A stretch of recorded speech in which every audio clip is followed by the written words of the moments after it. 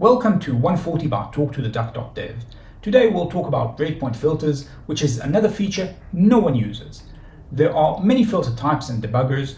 Some features like exception breakpoints are almost useless without filters.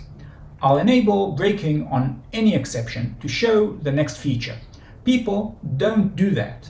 And the reason is we hit it a lot. It becomes useless for real-life applications like this.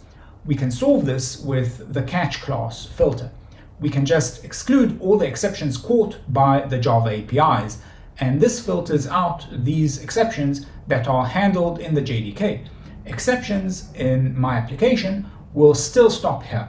It's amazing that this isn't the IDE default. Without it, the feature is useless.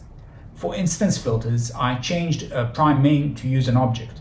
Look at the this object. You can see that its object ID is 656.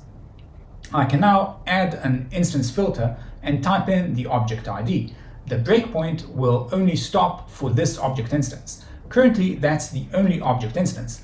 After I did this, I no longer need to go into the advanced section. I can just edit the filter here. Notice that I can set it to something else and it will no longer break. Class filters don't make sense for a typical line breakpoint. They generally make sense for field or exception. In this case, I have a public field. I filter the access to the field to ignore all access from the prime main class. If a different class accesses the field, the breakpoint will hit. Caller filter uses the signature of the invoking method. It supports wildcards, so I can limit the caller to only allow the run method.